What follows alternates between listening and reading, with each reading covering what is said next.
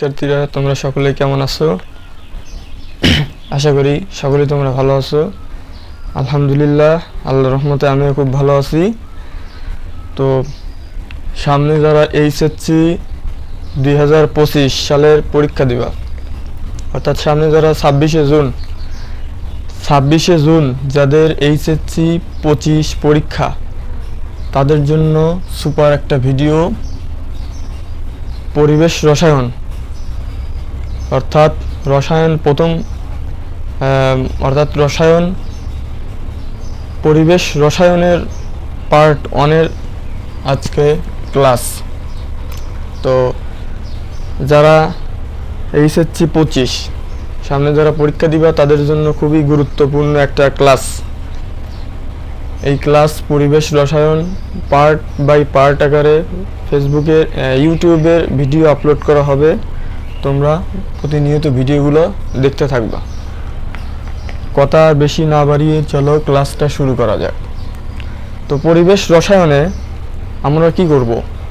Class করতে গেলে আমরা প্রথম অংশে যে রিডিং পার্টটুকু আছে সেই রিডিং পার্টটুকু আমরাকে স্কিপ করব। যেটা গুরুত্বপূর্ণ, যেটা প্রয়োজন সেটাই আমরা এই ক্লাসে আলোচনা করব। মানে যেটা আমাদের কাজ দিবে সেটাই আমরা এই ক্লাসে আলোচনা করব। তো এই পরিবেশ রসায়ন শুরু করা যাক চলো।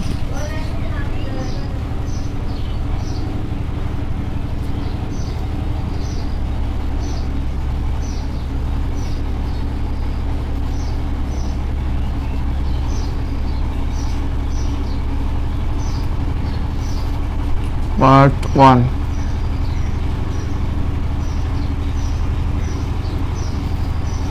পরিবেশ রসায়ন পার্ট 1। এই পার্ট 1-এ আমরা কি কি নিয়ে আলোচনা করব তা আমরা লিখে নেই। পার্ট 1-এ আমরা আলোচনা করব গ্যাসের সূত্রসমূহের প্রতিপাদন,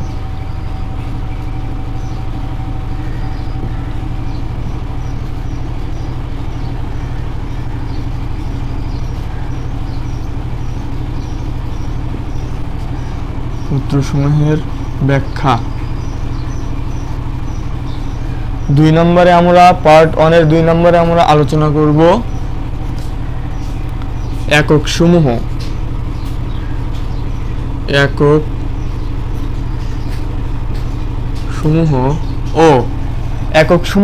ও এসটিপি এবং এসএটিপি। পরিবেশ রসায়নের পার্ট 1-এ আমরা এই দুইটা টপিক নিয়ে আলোচনা করব। একটা হচ্ছে গ্যাসের সূত্রের গাণিতিক ব্যাখ্যা। গ্যাসের যে 3টা সূত্র আছে, বয়েলের সূত্র, চার্লসের সূত্র, গেই-লুসাকের সূত্র, এই 3টা সূত্রের গাণিতিক ব্যাখ্যা পড়ব। এবং 2 নম্বর টপিকে আমরা একক সমূহ। পরিবেশ রসায়নের ক্ষেত্রে যে ম্যাথগুলো বা যে গণিতগুলো করতে গেলে আমাদের এক একক থেকে আরেক এককে কনভার্ট করে নিতে হয়, সেই একক সমূহ নিয়ে আমরা আলোচনা করব। সাথে এসএটিপি, এসটিপি, এই দুইটা পদ্ধতি নিয়ে আমরা আলোচনা করব, যেটা এই অধ্যায়ের জন্য খুবই গুরুত্বপূর্ণ। পার্ট 1-এর আজকের এই গুরুত্বপূর্ণ 2টা টপিক নিয়ে আমরা আলোচনা করব। তো চলো আলোচনা করা যাক।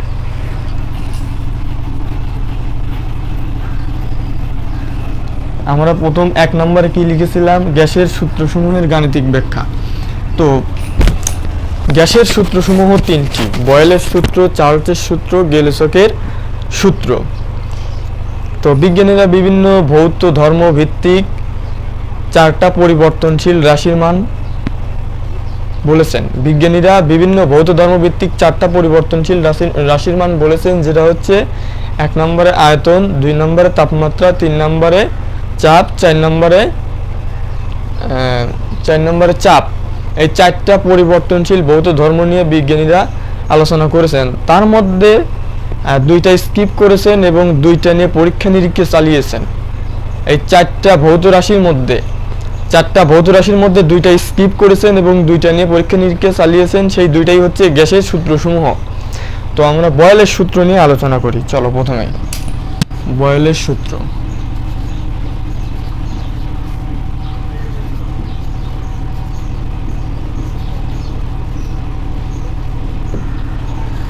বয়েলের সূত্র। তো বয়েলের সূত্র কি? তো আমরা জানি যে বয়েলের সূত্র হচ্ছে স্থির তাপমাত্রায় একটি নির্দিষ্ট ভরের আয়তন তার উপর প্রযুক্ত চাপের ব্যস্তানুপাতিক। অর্থাৎ বয়েলের সূত্রে তাপমাত্রাটা একদম স্থির থাকবে। স্থির তাপমাত্রায় নির্দিষ্ট ভরের আয়তন তার উপর প্রযুক্ত চাপের ব্যস্তানুপাতিক। যেহেতু তাপমাত্রাটা স্থির, টিটা স্থির,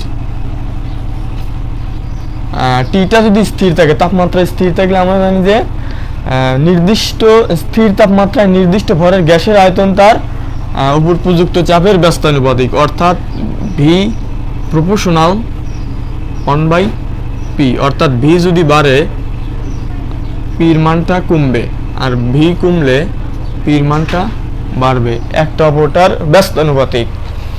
আয়তন যদি বাড়ে আমাদের চাপ কমবে, আয়তন বাড়লে চাপ কমবে, আয়তন কমলে চাপ বাড়বে। এটাই হচ্ছে বয়েলের সূত্র। তো আমরা আমাদের প্রথম ক্ষেত্রের আয়তন যদি V1 হয় ও চাপ যদি P1 হয়, তাহলে আমরা লিখতে পারি V1, এই যে এই প্রপোর্শনালকে আমরা উঠায় দিয়ে একটা সমানুপাতিক ধ্রুবক নেব। তাহলে এই সমানুপাতিক ধ্রুবক কি? 1/P1। এইখান থেকে আমরা লিখতে পারি যে V1 P1 সমান কে। এটাই হচ্ছে বয়েলের সূত্রের প্রথম ক্ষেত্রের স্টেপ, যেটা কে সমান V1 P1 পাইলাম। তো কে সমান V1 P1 পাইলাম। এখন এইটাকে যদি আমরা পরিবর্তন করি, এই আয়তন চাপটা আমরা যদি পরিবর্তন করি, অর্থাৎ প্রথম ক্ষেত্রে যে আয়তন ছিল V1 P1, দ্বিতীয় ক্ষেত্রে যদি আমরা এটা পরিবর্তন করে V2 এবং P2 নেই, তাহলে কি হয়? দেখো, তাহলে V2 প্রপোর্শনাল 1/P2। সেই ক্ষেত্রে V2 সমান K ইন্টু P2। সুতরাং V2 P2 equal to K। এইখানে K equal to V1 P1, আবার এইখানে K equal two V2 P2।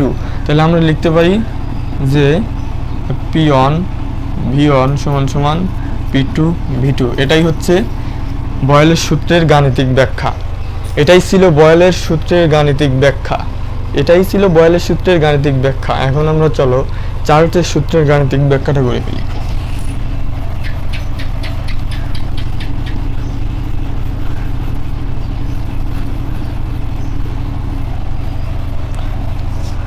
বয়েলের সূত্রের গাণিতিক ব্যাখ্যার সময় আমরা বলেছিলাম তাপমাত্রাটা স্থির, কিন্তু চার্লসের সূত্রের গাণিতিক ব্যাখ্যার সময় আমরা তাপমাত্রাকে আর স্থির ধরবো না, তখন আমরা চাপটাকে স্থির ধরবো। অর্থাৎ তখন পিটা স্থির থাকবে। তাহলে আমরা বলতে পারি যে স্থির চাপে নির্দিষ্ট ভরের গ্যাসের আয়তন তার পরম তাপমাত্রার সমানুপাতিক। তো চার্লসের সূত্র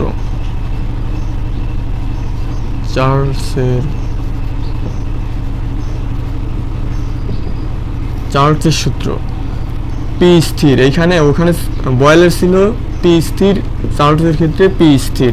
তাহলে আমরা বলতে পারি যে স্থির চাপে নির্দিষ্ট ভরের গ্যাসের আয়তন তার পরম তাপমাত্রার সমানুপাতিক। সেই ক্ষেত্রে আমরা লিখতে পারি যে ভি প্রপোর্শনাল টি। প্রথম ক্ষেত্রে যদি আমরা আয়তনটা V1 হয়, তাহলে তাপমাত্রা T1, এখানে V1 এই সমানুপাতিক ধ্রুবক। সবসময় আমাদের যে প্রপোর্শনাল, যেটা সমানুপাতিক চিহ্ন, এটা আমরা তুলে দিয়ে একটা ধ্রুবক নেব, সেটা হচ্ছে সমানুপাতিক ধ্রুবক K ইন্টু T1। তাহলে আমরা এখান থেকে লিখতে পারি V1/T1 ইজিক্যাল টু K। এখন এটা ছিল প্রথম ক্ষেত্রের আয়তন V1 এবং প্রথম ক্ষেত্রের তাপমাত্রা T1, এবং এটাকে পরিবর্তন করে যদি আমরা আয়তনটাকে V2 ধরি, তাহলে V2 প্রপোর্শনাল T2 বা V2 সমান K ইন্টু T2। সুতরাং V2/T2 ইজিক্যাল টু K। এইখানেও K ইজিক্যাল টু V1/T1, আবার এইখানেও K ইজিক্যাল টু V2/T2। সুতরাং আমরা বলতে পারি যে V1/T2 T1 সমান সমান V2 বাই T2। এটাই হচ্ছে চার্লসের সূত্রের গাণিতিক ব্যাখ্যা। এটাই হচ্ছে চার্লসের সূত্রের গাণিতিক ব্যাখ্যা, V1 বাই T1 সমান V2 বাই T2। তাহলে আমরা বয়েলের সূত্রের গাণিতিক ব্যাখ্যার সময় আমরা তাপমাত্রাটাকে স্থির ধরেছিলাম এবং চার্লসের সূত্রের গাণিতিক ব্যাখ্যার সময় আমরা চাপটাকে স্থির ধরলাম। তো আমরা পেয়ে গেলাম চার্লসের সূত্রের গাণিতিক ব্যাখ্যা V1 বাই T1 সমান সমান V2 বাই T2। এখন আমরা গে-লুসাকের সূত্রের গাণিতিক ব্যাখ্যা পড়ব।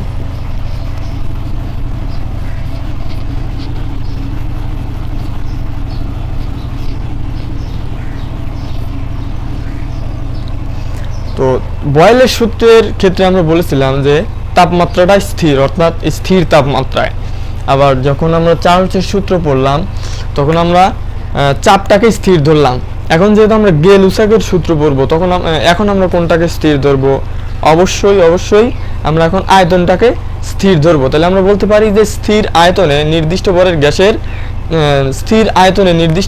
গ্যাসের উপর প্রযুক্ত চাপ তার তাপমাত্রার সমানুপাতিক। তো আমরা বলতে পারি যে স্থির আয়তনে নির্দিষ্ট ভরের গ্যাসের উপর প্রযুক্ত চাপ তার পরম তাপমাত্রার সমানুপাতিক। তাহলে আমরা এটা লিখতে পারি যে গে-লুসাকের সূত্র,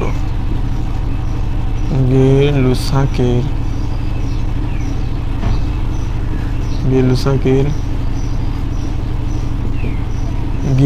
সূত্র। তো গে-লুসাকের সূত্র আমরা লিখতে পারি, যেহেতু এখানে আয়তনটা স্থির, সেই ক্ষেত্রে আমরা লিখতে পারি যে স্থির আয়তনে নির্দিষ্ট ভরের গ্যাসের উপর প্রযুক্ত চাপ তার তাপমাত্রার সমানুপাতিক, চাপ P তার তাপমাত্রার সমানুপাতিক। প্রথম ক্ষেত্রে চাপটা P1 দিলাম, তাপমাত্রাটা T1 বা P1 সমান সমান K ইন্টু T1। সুতরাং আমরা বলতে পারি যে P1 by T1 is equal to K। এটাই ছিল প্রথম ক্ষেত্রে চার্লসের সূত্রের প্রথম ক্ষেত্রে গে-লুসাকের সূত্রের স্টেপ। এখন দ্বিতীয় ক্ষেত্রে অর্থাৎ চাপ এবং তাপমাত্রাকে আমরা পরিবর্তন করব। চাপ এবং তাপমাত্রাকে পরিবর্তন করলে P1 থেকে P2 তে কনভার্ট হয়ে গেল প্রপোর্শনাল T2 বা P2 সমান K ইন্টু T2। সুতরাং P2 by T2 is equal to K। তোমরা একটা জিনিস লক্ষ্য করে দেখো, এখানে K equal two P1 by T1, এখানে K equal two P1 by T1, এখানে আবার K equal two P2 by T2। তাহলে K ইজিক্যাল টু এইটা, আবার K ইজিক্যাল টু এইটা, তাহলে আমরা অবশ্যই বলতে পারি যে এইটা ইজিক্যাল টু এইটা। সুতরাং P1 by T1 P2 by T2। এটাই হচ্ছে গে-লুসাকের সূত্রের গাণিতিক ব্যাখ্যা। এটাই হচ্ছে গে-লুসাকের সূত্রের গাণিতিক ব্যাখ্যা। আমরা লিখে দেই যে গে-লুসাকের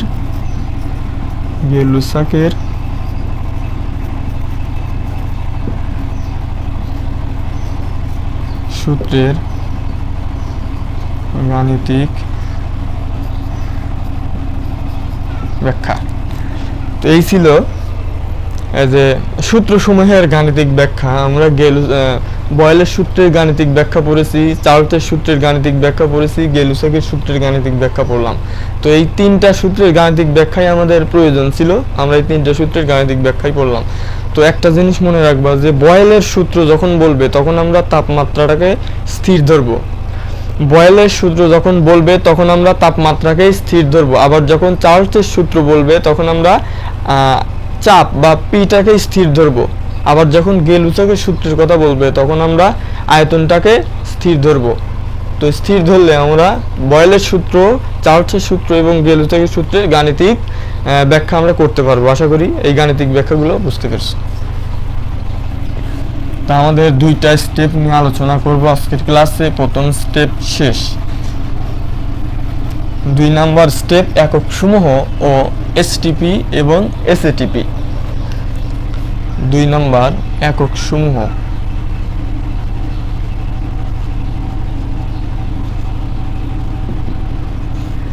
একক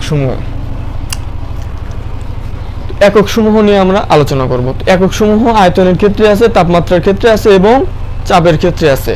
তাপমাত্রার ক্ষেত্রে আছে, আয়তনের ক্ষেত্রে এবং চাপের ক্ষেত্রে, তিনটা ক্ষেত্রেই আমাদের একক লাগবে। তো আয়তনের ক্ষেত্রে কি দেখো 1 mq is equal to 10 dmq, মানে 1000 dmq 10 to the power 6 cmq, এটা মনে রাখো। 1 m কিউব সমান 10, হ্যাঁ 1 m কিউব সমান 10 dm কিউব সমান 1000 dm কিউব সমান 10 to the power 6 dm cube. তো এটা লেখা যায় যে 1 dm cube 1000 cm cube 1000 cm cube 1 litre 1000 millilitre. সুতরাং 1 m cube 10 dm cube 1 litre 1000 millilitre. এটাই ছিল আয়তনের ক্ষেত্রে একক সমূহ। তোমরা এটা মুখস্থ করে ফেলবা, এটা খুবই প্রয়োজন। মানে বিভিন্ন ধরনের ম্যাথ করতে গেলে আয়তনকে আমাদের কনভার্ট করতে হয় এক একক থেকে আরেক একক, এটা তোমরা মুখস্থ করে ফেলবা। এখন আমরা তাপমাত্রার ক্ষেত্রে একক সমূহ নিয়ে আলোচনা করব। তাপমাত্রার ক্ষেত্রে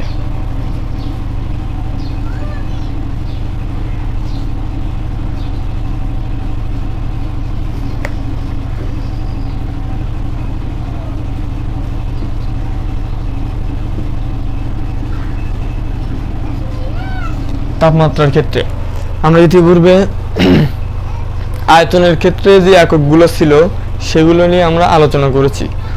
তোমাদের একটা বলি, তোমরা যখন লিটার একক থেকে মিলিলিটার এককে যাবা, তখন ঘনমিটার এককে যাবা, তখন তোমরা লিটার এককের সাথে 10 কিউব গুণ করে দিবা। তোমরা যখন লিটার একক থেকে ঘনমিটার এককে যাবা, তখন তোমরা লিটার এককের সাথে 10 to the power 3 গুণন করে দিবা। আবার যখন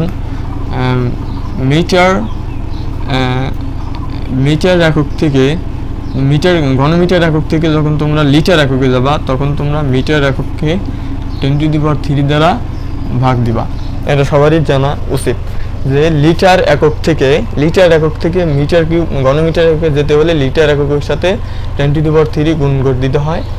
ঘনমিটার একক থেকে যদি আমরা লিটার এককে যাই, তাহলে মিটার এককে আমরা 10 to the power 3 দ্বারা ভাগ দেবো, দিলে পরে আমরা লিটার একক পেয়ে যাব।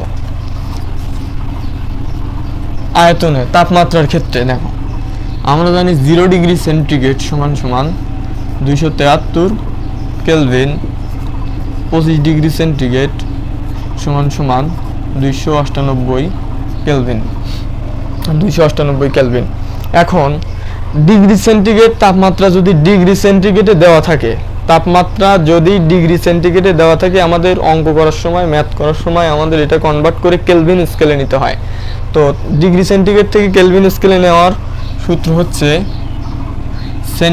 Degree centigrade plus 273, degree centigrade plus 273 is equal to kelvin. Degree centigrade থেকে কেলভিনে নেওয়ার উপায় হচ্ছে ডিগ্রি সেন্টিগ্রেডের সাথে 273 যোগ করে দিতে হবে। আমরা যদি ডিগ্রি সেন্টিগ্রেডের সাথে 273 যোগ করে দেই, তাহলে কিন্তু আমরা কেলভিন স্কেল পাবো। আবার কেলভিন স্কেল থেকে যদি আমরা ডিগ্রি সেন্টিগ্রেডে যাই, তাহলে আমরা 273 কেলভিন স্কেল থেকে 273 মাইনাস করে দেবো, তাহলে আমরা ডিগ্রি সেন্টিগ্রেডে যেতে পারবো। ডিগ্রি সেন্টিগ্রেড থেকে যদি কেলভিন স্কেলে যেতে হয়, আমাদের এককগুলো তো কনভার্ট করতে হবে। যে ডিগ্রি সেন্টিগ্রেড থেকে কেলভিন স্কেলে যেতে হলে আমরা ডিগ্রি সেন্টিগ্রেডের সাথে 273 যোগ করে দেব, এবং কেলভিন স্কেল থেকে ডিগ্রি সেন্টিগ্রেডে যেতে হলে আমরা কেলভিন স্কেল থেকে 273 মাইনাস করে দিলে আমরা ডিগ্রি সেন্টিগ্রেড পেয়ে যাব। আরেকটা ছিল যে তাপমাত্রার মধ্যে তাপমাত্রার পরিবর্তন নিয়ে, del C by 5, del F by 9, del K by 5, এটি একটু মুখস্থ করে নিও, এটা খুবই গুরুত্বপূর্ণ। মানে সেন্টিগ্রেড স্কেলের তাপমাত্রার পরিবর্তন, ফারেনহাইট স্কেলের তাপমাত্রার পরিবর্তন, কেলভিন স্কেলের তাপমাত্রার পরিবর্তন। এটাকে এভাবে লেখা যায় যে সি মাইনাস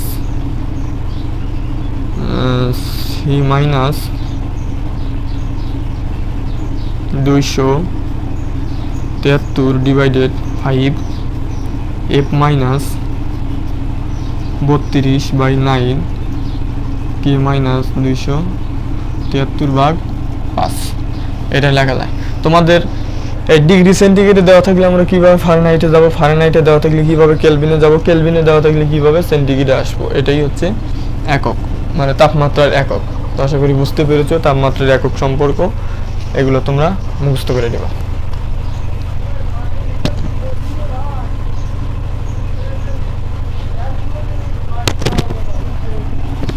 এখন আমরা চাপের একক সমূহ নিয়ে ব্যাখ্যা করব। চাপের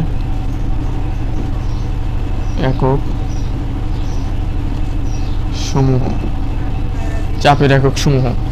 তো চাপের এককগুলো বিভিন্ন একক থাকে, এক একক থেকে আরেক এককে নিতে হয়। দেখা যায় যে অ্যাটমোস্ফিয়ার থেকে আমাদের মার্কারি এককে নিতে হয়, centimetre of mercury, millimetre of mercury, টরেন নিতে হয়, ব্যারে নিতে হয়, কি প্যাসকেলে নিতে হয়, কিলো প্যাসকেলে নিতে হয়, অনেক কিছু করতে হয়। তো আমরা এখন কি করব, দেখো 1 অ্যাটমোস্ফিয়ার সমান 76 সেন্টিমিটার অফ মার্কারি সমান 760 মিলিমিটার অফ মার্কারি সমান 101.325 কিলো প্যাসকেল সমান 760 টর সমান 1 ব্যার। দেখো কি করলাম, যে চাপের যে এককগুলো ছিল, আমরা অ্যাটমোস্ফিয়ার থেকে আমরা এক অ্যাটমোস্ফিয়ার সমান 76 centimetre of mercury, 76 centimetre of mercury এবং 760 millimetre of mercury 101.325 kilo Pascal এবং 760 টর, মানে এক অ্যাটমোস্ফিয়ার সমান 760 টর। আবার এক অ্যাটমোস্ফিয়ার সমান আমরা লিখতে পারি কি, যে 1 ব্যার। ব্যার এককে দেওয়া থাকলে তোমরা যদি দেখো যে অ্যাটমোস্ফিয়ার এককে আছে, সেই ক্ষেত্রে এক অ্যাটমোস্ফিয়ার সমান 1 ব্যার, এক অ্যাটমোস্ফিয়ার সমান 1 ব্যার। তো এটা দেখা যায় যে 101.325 এটা হচ্ছে কিলো প্যাসকেল। তো কিলো প্যাসকেল থেকে আমরা প্যাসকেলে নেব কিভাবে, দেখো কিলো প্যাসকেল থেকে প্যাসকেলে কনভার্ট করব। তো কিলো প্যাসকেল থেকে প্যাসকেলে কনভার্ট করা হচ্ছে 101.325 ইন্টু 10⁻³ প্যাসকেল। কিছুই করিনি, আমরা কিলো প্যাসকেল থেকে প্যাসকেলে নিয়েছি। দেখো এটা ছিল 101.325 কিলো প্যাসকেল, এই কিলো প্যাসকেল থেকে আমরা প্যাসকেলে নিয়েছি 101.325 এর সাথে শুধুমাত্র 10⁻³ গুণ করে দিছি, তাহলে আমাদের কিলো প্যাসকেল থেকে প্যাসকেলে চলে যাবে। তাহলে আমাদের সূত্রটা কি দাঁড়াইলো, যে কিলো প্যাসকেল থেকে প্যাসকেলে নেওয়ার উপায় হচ্ছে কিলো প্যাসকেলের সাথে 10⁻³ গুণ করে দিলে আমরা প্যাসকেল পেয়ে যাবো। তোমরা এটা তুলে নাও। তাহলে আমাদের সূত্রটা কি দাঁড়াইলো, যে কিলো প্যাসকেল থেকে প্যাসকেলে নিতে হলে, সূত্রটা আমাদের কি দাঁড়াইলো, যে কিলো প্যাসকেল থেকে প্যাসকেলে নিতে হলে কিলো প্যাসকেলের সাথে আমাদের 10⁻³ গুণ করে দিতে হবে, তাহলে কিন্তু আমরা প্যাসকেলে পেয়ে গেলাম। তাহলে কিলো প্যাসকেল থেকে প্যাসকেলে যাওয়ার উপায় হচ্ছে কিলো প্যাসকেলের সাথে 10⁻³ গুণ করে দেওয়া। তো এটাই ছিল চাপের একক সমূহের মধ্যে সম্পর্ক। তো আমরা জানি যে চাপের একক, চাপের SI একক নিউটন পার মিটার স্কয়ার সমান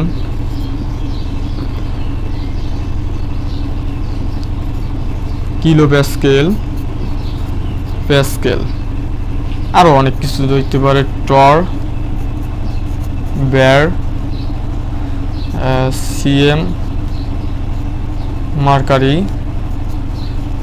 MM, মার্কারি। এগুলো হচ্ছে সবই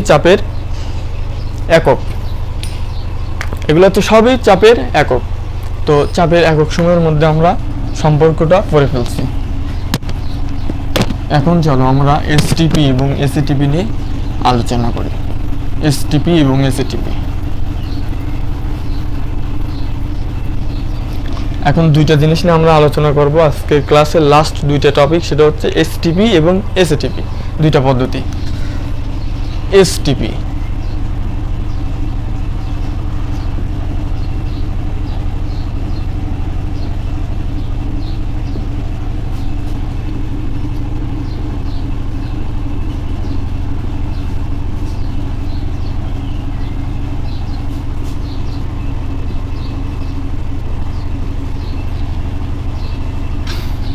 এসটিপির পূর্ণরূপ কি দেখো, এসটিপির পূর্ণরূপ হচ্ছে স্ট্যান্ডার্ড টেম্পারেচার অ্যান্ড প্রেশার।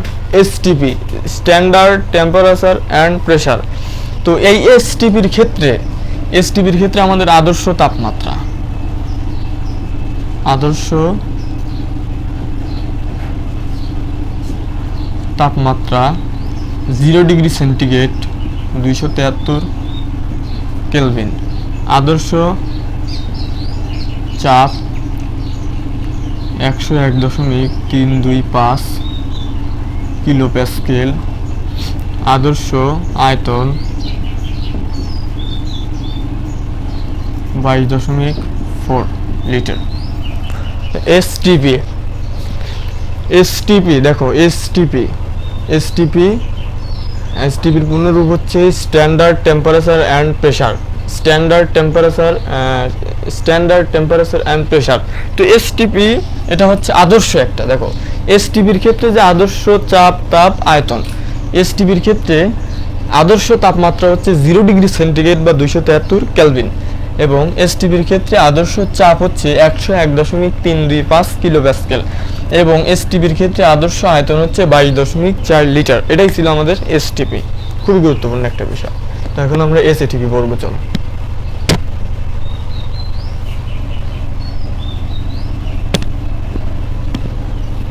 এসএটিপি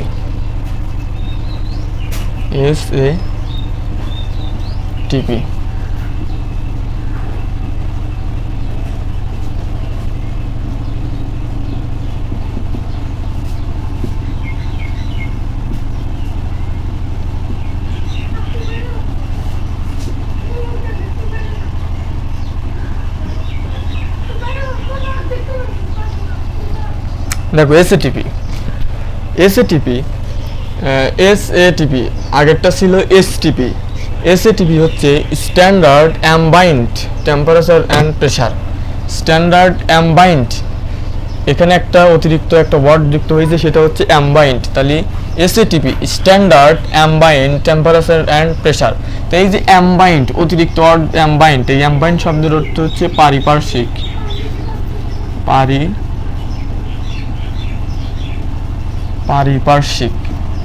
অ্যাম্বাইন্ড শব্দের অর্থ হচ্ছে পারিপার্শ্বিক। তো আমরা এসটিপির ক্ষেত্রে যে আদর্শ তাপ, চাপ এবং আয়তন নিয়ে আমরা আলোচনা করেছিলাম, এখন আমরা এসএটিপির ক্ষেত্রে আদর্শ তাপ, চাপ, আয়তন নিয়ে আমরা আলোচনা করব। তো চলো আলোচনা করা যাক। আদর্শ তাপমাত্রা 25 ডিগ্রি সেন্টিগ্রেড বা 298 কেলভিন। এসটিপির ক্ষেত্রে আমরা আদর্শ তাপটা পেয়েছিলাম 0 ডিগ্রি সেন্টিগ্রেড এবং 273 কেলভিন, কিন্তু এসএটিপির ক্ষেত্রে আদর্শ তাপমাত্রা হচ্ছে 25 ডিগ্রি সেন্টিগ্রেড এবং 298 কেলভিন। তো আদর্শ চাপটা আমরা এসটিপির ক্ষেত্রে আদর্শ চাপ পড়েছিলাম 101.325 কিলো প্যাসকেল, বাট এসটিপির ক্ষেত্রে আদর্শ চাপটা হচ্ছে 100 কিলো প্যাসকেল, এবং আদর্শ আয়তনটা হচ্ছে 24.789 লিটার। দেখো সম্পূর্ণই কিন্তু ভিন্ন। আমরা এসটিপির ক্ষেত্রে যে আদর্শ তাপ, চাপ, আয়তন পেয়েছিলাম, এসটিপির ক্ষেত্রে কিন্তু সেরকম না, সম্পূর্ণই ভিন্ন। এসটিপির ক্ষেত্রে আমরা তাপটা পেয়েছিলাম 0 ডিগ্রি সেন্টিগ্রেড বা 273 কেলভিন, এবং চাপটা পেয়েছিলাম 101.325 কিলো প্যাসকেল, এবং আয়তনটা পেয়েছিলাম 22.4। বাট এসএটিপির ক্ষেত্রে আদর্শ তাপমাত্রা হচ্ছে 25°C 298 কেলভিন। আদর্শ চাপটা হচ্ছে 100 কিলো প্যাসকেল। আদর্শ আয়তনটা হচ্ছে 24.789 লিটার। তো এটাই ছিল আজকের আজকের ক্লাসের টপিক, পার্ট 1 এর টপিক। তো পরিবেশ রসায়নের পার্ট 1 এর টপিকে আমরা দুইটা বিষয় নিয়ে আলোচনা করেছি। একটা হচ্ছে যে সূত্রসমূহের গাণিতিক ব্যাখ্যা, সেটা ছিল বয়েলের সূত্র, চার্লসের সূত্র এবং গেলুসেকের সূত্র, এবং পরবর্তী স্টেপটা হচ্ছে একক সমূহ ও এসটিপি এবং এসএটিপি। আমরা এগুলো পড়ে ফেললাম। তো আমাদের আগামী ক্লাসে আমরা এই বয়েলের সূত্র, চার্লসের সূত্র এবং গেলুসেকের সূত্র দিয়ে কীভাবে আমরা গাণিতিক প্রবলেমগুলো সলভ করব সেটাই দেখাই দিব, এবং সাথে আরও একটা অনুসিদ্ধান্ত প্রতিপাদন যেগুলো আছে সেগুলো তোমাদের পরবর্তী ক্লাসে দেখাই দেব। তো এটাই ছিল আজকের ক্লাসের টপিক। তো তোমাদের কাছে ক্লাসটা যদি ভালো লেগে থাকে তাহলে তোমরা এই চ্যানেলের সাথেই থাকবে এবং শাইন স্টাডি 24 চ্যানেলকে সাবস্ক্রাইব করে পাশে থাকবে। তোমাদের যারা এইচএসসি 2025 সালের পরীক্ষা দিবে তাদের জন্য খুবই গুরুত্বপূর্ণ টপিকগুলো নিয়ে আলোচনা করব। তোমরা যদি দেখতে থাকো তোমাদের অবশ্যই পরীক্ষায় কমন পাবা তোমরা। এবং সেই সাথে আমাদের এই ক্লাসের মধ্যে যে হ্যান্ড ক্যালকুলেটর ছাড়া যেভাবে হিসাব নিকাশ করতে হয় সব দেখায় দেবো। তো ক্লাসটা ভালো লাগলে তোমরা চ্যানেলটাকে সাবস্ক্রাইব করে পাশে থাকবা। সবাই ভালো থেকো, সুস্থ থাকো। আল্লাহ হাফেজ। আসসালামু আলাইকুম।